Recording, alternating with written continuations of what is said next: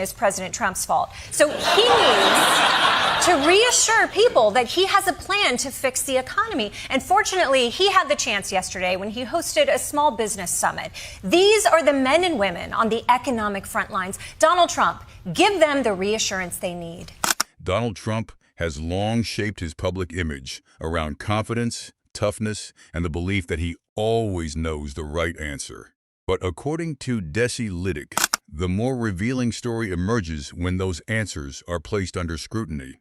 In a pointed segment that quickly attracted widespread attention, Lydic argued that Trump's greatest vulnerability is not criticism itself, but the way he responds to it. She highlighted a pattern that many viewers immediately recognize. Whenever difficult questions arise, the focus often moves away from facts, evidence, or direct explanations. Instead, the conversation shifts toward attacking critics, complaining about unfair treatment, or suggesting that powerful forces are working against him. Lydic's most striking point. Trump's new conspiracy theory is that Kamala Harris never worked at McDonald's when she was young, which to him is basically stolen valor. How dare you disrespect our men and women in uniform? Those people served with honor and with extra ketchup packets if you... Point was remarkably straightforward. The problem is not that people fail to understand Trump. The problem, she argued, is that people understand the pattern all too well. In her view, the cycle repeats itself consistently. A bold statement is made, questions follow, critics become targets, and accountability fades into the background. Rather than dealing with the concerns directly, attention is frequently redirected toward new disputes and different opponents. According to Lydic, that recurring response has become so familiar that many people can predict it before it happens. The result is a conversation that often focuses less on the original issue and more on the conflict surrounding it. Instead of confronting concerns head-on, the spotlight is often shifted toward fresh controversies and new adversaries. Struggling to remember all the animals isn't a surprise. In fact, maybe that should be the cognitive test. You have a lion, a bear, an alligator, and what's another good? A squirrel, okay? Which is the squirrel? You have a lion, a giraffe, a whale, and a shark. Lydic argued that genuine confidence does not depend on constant deflection. Strong leaders are capable of addressing difficult questions, admitting mistakes when necessary, and explaining their decisions without turning every challenge into a personal confrontation. She suggested that when every question is treated as an attack, a larger issue begins to emerge. Who is truly uncomfortable with scrutiny? Her comments resonated because they focused on conduct rather than political ideology. The discussion was not about a single speech, a particular policy, or one controversial statement. Instead, it centered on a pattern of behavior that many observers believe has been visible for years. According to Lydic, accountability should... So we got a little off track with Biden and black people, but at least no one was thinking about the Epstein files anymore. For minors, do we love minors? I love minors. Never be viewed as an enemy. It is a normal and essential part of leadership. When public figures repeatedly avoid accountability, supporters may begin confusing avoidance with strength and deflections with confidence. Over time, she warned, that misunderstanding can weaken public trust and make it increasingly difficult to distinguish authentic leadership from a carefully constructed public image. Her argument suggested that leadership is tested not when praise is plentiful, but when criticism arrives. The ability to answer difficult questions openly and directly, she argued, often reveals more about a leader than any campaign slogan or carefully crafted speech.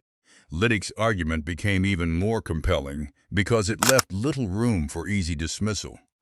If critics are routinely branded as enemies, reporters are consistently described as dishonest, and every challenge is automatically labeled unfair, then the original questions remain unanswered.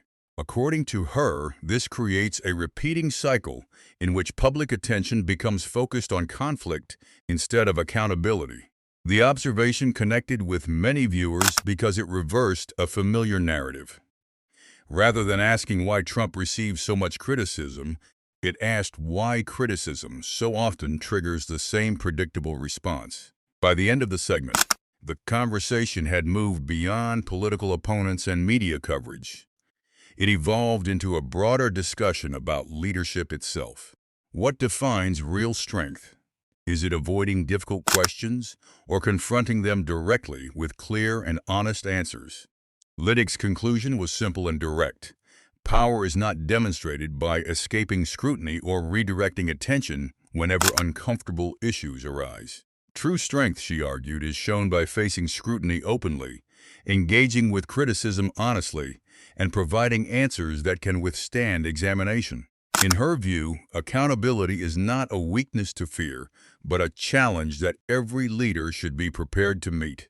That is precisely why the segment resonated so strongly with viewers. Desi Lydic was not revealing classified information, uncovering hidden documents, or introducing accusations that had never been heard before. Instead, she was highlighting a pattern that millions of people had already noticed. Her core argument was that the pattern has become increasingly difficult to ignore. According to Lydic, every time accountability enters the discussion, attention shifts away from the issue and toward the individual raising the concern. Questions become confrontations. Criticism becomes proof of persecution. Requests for evidence become opportunities to claim unfair treatment. In her view, that is not the behavior of someone entirely comfortable with scrutiny. It is the behavior of someone constantly trying to stay one step ahead of it. What made the segment particularly effective was its simplicity. It did not rely on dramatic accusations or exaggerated rhetoric. Instead, it centered on a straightforward question. If a leader cannot respond to criticism without attacking the person asking the question, what does that say about confidence in the answer itself? Lydic argued that when every critic is portrayed as corrupt, every journalist is dismissed as dishonest, and every investigation is described as a political witch hunt, accountability becomes increasingly difficult to maintain. And when accountability begins to disappear, public trust can start disappearing with it. She emphasized that democracy depends on leaders being willing to face difficult questions, even when those questions are uncomfortable or politically inconvenient. The strongest leaders are not necessarily those who avoid challenges. They are the ones who can confront criticism directly, defend their positions with evidence, and continue forward without turning every disagreement into a personal feud. That was the point many viewers appeared to carry with them after the segment ended. The discussion was no longer about one controversy or a single political dispute. It had become a larger conversation about leadership, accountability, and whether true strength is demonstrated by facing scrutiny rather than avoiding it.